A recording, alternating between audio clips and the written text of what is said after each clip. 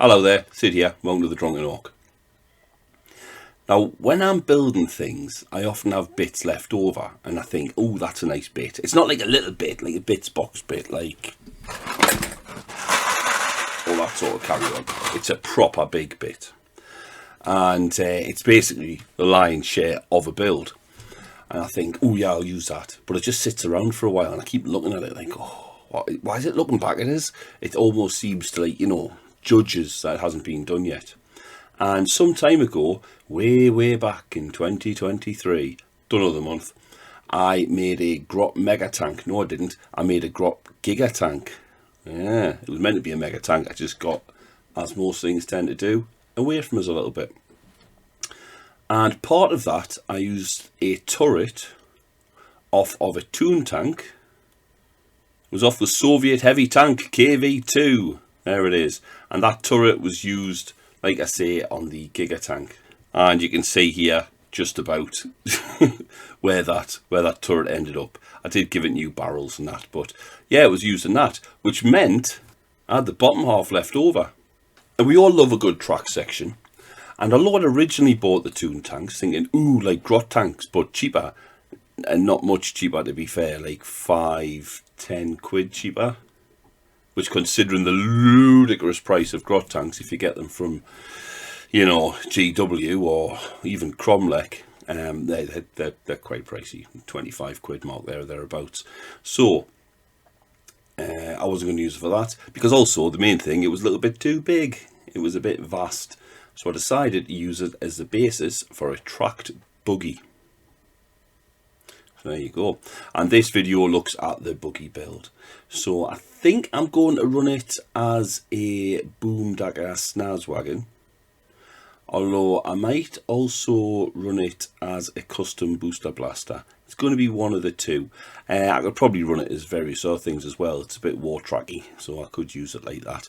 But it's probably going to be, for the most part, a buggy.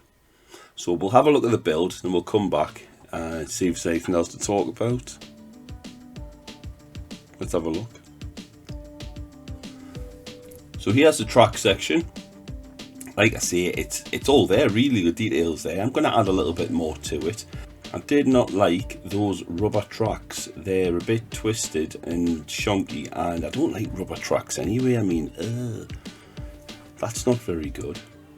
But I can tackle that in a minute. So first of all, I cut a wedge out of the front. This is where I wanted to sit the driver. I didn't want them on top of it because that would be a bit too high. I wanted them lower to the ground. So I cut the big wedge out the front there. I stuck some plastic card on the sides just to basically box it off.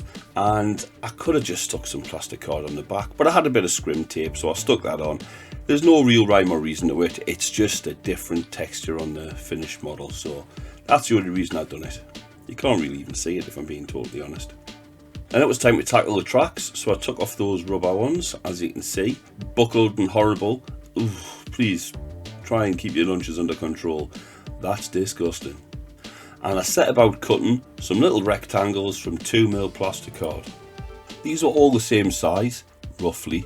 I'll be honest with you, I didn't really measure them. I've done it by eye, and I used a pair of snips I've got which just cuts perfectly straight lines. Once I'd got them, I started gluing them around the wheel assemblies, flat on the bottom where they'd be in contact with the ground, and at the top I had them a little bit more janky where it showed where the tracks were sagging a little bit, until it looked like that. Then I got some plastic tubing and I just cut little rings off before cutting the rings into thirds. I found thirds give just enough curve but without it being too prominent, wouldn't stick out too much, and these are going to be mounted on the track sections to show how they actually link together, as you can see there. I also added some studs to the track sections just using some of the Vallejo plastic putty, that tube stuff, and you can just put a little dot, and if you pull the tube away a little bit faster you get a more pronounced spike. I was just doing that. Again, we're not exactly identical, that's fine with Orks. And I did think about using rivets, but I decided against it because it was silly. As some of the more eagle-eyed amongst you may have already noticed, there's also a driver in place. Now this is actually off one of the old Black Reach Deathcopters. which I bought second hand. It had a bit of a battering, if I'm being honest, off its previous owner who built it a little bit slapdash, the enemy, the ramshackle of course, and the paint job, if you can call it that, was just it's just horrible. Some bits were able to be saved, some bits not so, and I'd chopped it up already, cut the engine off the back and, you know, the skids and rockets off it and what have you, and I'd always meant to turn it into a bike, but never got round to it. I got sick of it staring at us. So we've got attached to the front of this. There's the other side. You see the tracks as well. You might also notice a couple of bits of plastic card on the top. Now the reason for this is, well, it's twofold. Because this was going to be a buggy which needed lots of firepower, I decided on top of the main body I was going to mount this, which is an Ork flak gun. Now I've had one of these knocking around for a while. It's no longer available from Forge World. It wasn't available from Forge World when I got mine. I did not buy it from Forge World. There we go, I've mentioned them 3 times, so I feel justified in saying I bought it from Forgery World. It is a recast. Now, I'm not saying you should go out and grab recasts. I'm not saying that at all. If a company makes something and somebody else pirates it, 'cause that's what it is, and you spend your money with the people doing the copies and not the original company artist and what have you, that's obviously fundamentally wrong. But if it's no longer available, I see no problem with picking one up where you can. And I don't see it as any worse than those who sell stuff like that's out of print on eBay for 20, well, not 20 times the price, but you know what I mean, 3 or 4 times the price. So I'd rather pay the $15, I think it was, for this, as opposed to God knows what it's going for on eBay. I feel like I should also point out at this juncture that if Forge World were still selling the flak gun and it was 40 quid and available for 15 quid on a recast site, I would probably just look elsewhere, because there's a lot of third-party providers bringing out stuff which is just as good as Forge World stuff, if not in some cases a little bit better, and often much more reasonably priced. In other words, shop around, you do you. It's as simple as that, really. Thanks. But anyway, yeah, I had one of these. Now, as you can see on this, there's 2 little grots at the side, cranking the handle for the gun itself, so they needed somewhere to stand. Hence that platform. And the other little bit of plastic card, if I'm being totally honest, was just to keep the stand of the flak gun in place. Before I glued it. It just meant that when I put it down to test fit, it always went in the same place. That's all it was for. Then I need to add a wheel to the front, and I took one off a truck. Some plastic tubes just to make a little axle for it, and some suspension rods. And the inner rods there with the spring wrapped around is literally just cocktail sticks. I was able to drill little holes into them and feed in some soldering wire, wrap it round, and that's it really. Now I thought of many different and very clever ways, cunning you might say, to attach these forks to the main body of the buggy, but in the end I decided just to glue them on the side, because it was by far the easiest, and anything clever, as in having the forks come together at the top and maybe going into the underside in one sort of point, would have just meant I would have had to have the wheel another 3/4 of an inch, maybe an inch further forward. And as you can see, it fits on that buggy base quite snugly as it is. So yeah, glue them to the side. Here I'm just trying out a driver head, or is it a rider head? I'm not sure. This is one off the Death Killer Wartrakk, which in the end I didn't use. And I was also fitting the arms with the handlebars as well. Just, you know, to make sure they were in the right place. There's a couple of skulls being mounted onto the top of the forks as well, little orc skulls there. Just, you know, aesthetics. I've stuck some skull glyphs either side of the front wheel, and around the top of the forks there was 2 bits of larger tubing just to act as bands. I went round and added some studs to these as well. I went with a different head. This is the head I ended up sticking with, which is a cromlech one with a flying helmet. It's pretty cool. And I added a searchlight or spotlight from some impy vehicle, as well as a big blast shield, I believe came from the super cannon, just to protect the gun and its crew. On the back I stuck a couple of exhausts, a little one off to the side, which was from Ramshackle. Thanks, Curtis. And the one above it is, I think it's off the Wasbon blaster jet, and it was just hooked to an angle and stuck on, so it's blasting a big plume of smoke coming out the back there. You can also see a few eye-bar supports here. There's two holding the blast shield up, which are basically just bolted on with little Meng nuts and bolts. And then there's a couple of the drivers left as well, which have been angled, basically just to provide a level platform. Oh, I wonder what that's for. It's going to be a gun in it. So for the big shooter, I took part of an arm section off a killer can, an ammo box off a normal big shooter, and an assault cannon, which I think came off an Imperial Land Speeder, Space Marine Land Speeder, not the new one, not the big ones that look like flying skips or whatever, but the old ones which look like flying mini skips. And the idea really was just to mount the front of the assault cannon barrel onto the killer can, gubbins, and stick an ammo box on the side, which you can see here. So that's just something for the driver to shoot whilst all the big daggers going on behind him. Also stuck a light on the front of the bike body and ran some wiring from the underneath of that light down underneath the driver and into the main body of the buggy with a couple of clips to hold it in place. Also took a bit I'd snipped off a killer can arm. I stuck it on the back of the driver's seat just so he's got a bit of a backrest. And you can also see around where that platform is on the back, I've stuck a bit of a handrail. I don't want the crew falling out. Not with each other, I mean of the vehicle. I say falling out, falling off really. It's just a couple of bits of plastic rods to act as the vertical parts, and then the rail on the top I think was off a GW kit, and that's as accurate as I can be. I think it might have been Gene Stealer Cults, if I'm being honest. Maybe the Goliath. But anyway, I had it knocking around, used that. I also stuck a little vent just in between that crew platform and the toolbox in front of it. You can see it just behind the eye-bar support. But I was thinking, there's 5 crew, 2 orcs, both have seats, 2 grots, at least have a platform with a handrail, and a 3rd grot who's just standing. That's not fair. So in an effort to make things right, I made him a little seat at the back. Now this seat is an absolute masterpiece of Ork engineering.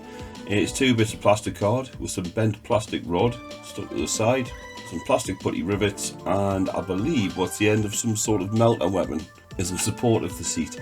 Yeah, that's on there. I'm not putting the grot in it, but should he need to sit down from where he normally stands, which is on top of those toolboxes, he's got a seat, and I think that's nice. And then on the back, just to finish it off, there was a bit of a large empty space where I wasn't going to be sticking a massive 4-barrel cannon or anything, so I just slapped some plastic checker work on there. Just makes painting it a lot easier. Some would say fun. I wouldn't say that. Here it is with the pieces in place, and by pieces of course I mean the gun on the back. I've also of course given it a bit of a prime and put some very dirty base metal colouring on it too. The crew I managed to keep white, mostly because they were separate, and that's just to help us sort of paint them up a little bit. Slap jobby, except with driver, who unfortunately is welded to his seat and has to be painted around. Turned out to be a pain in the arse.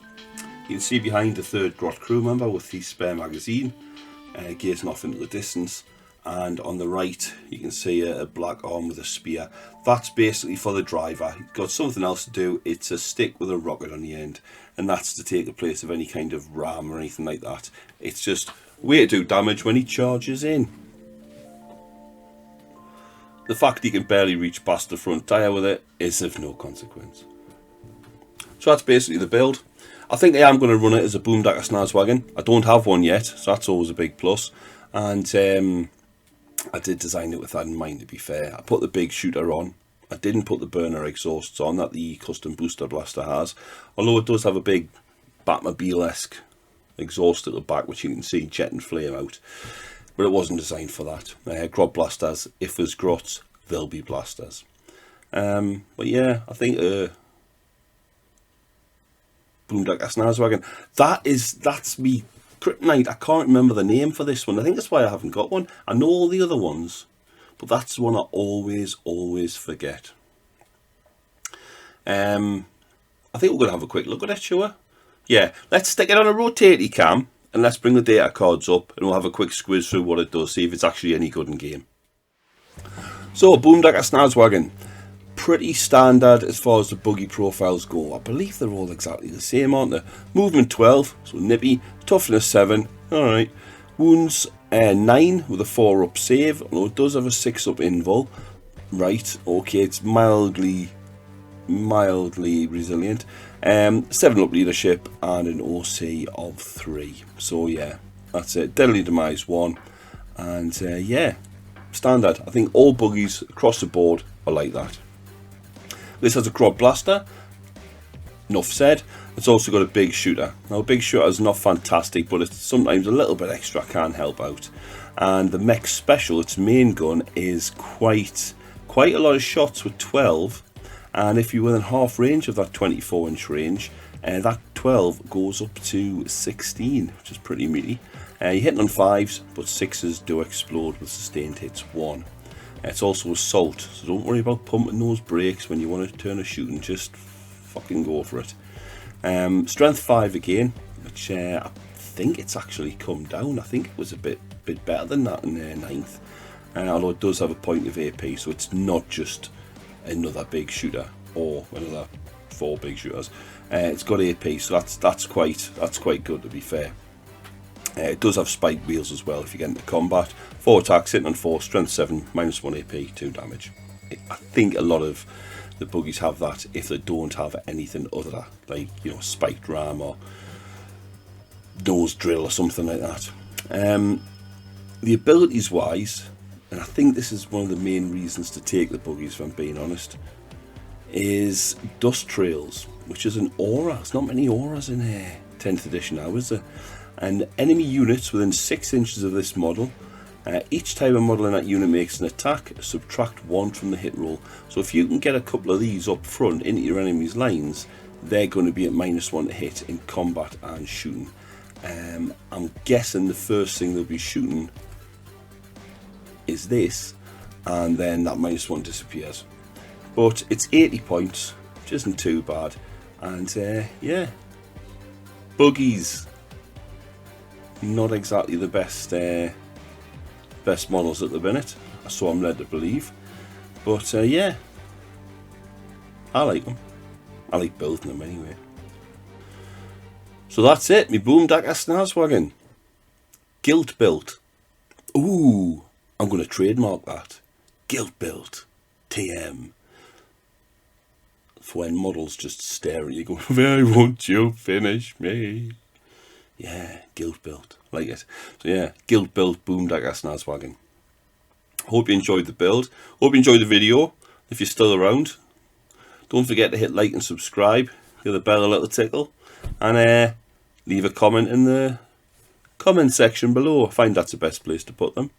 I'm going to leave you with a little montage, some close-ups of the fully painted buggy, which just follow the usual steps I've went through many times before. I won't bore you with them here.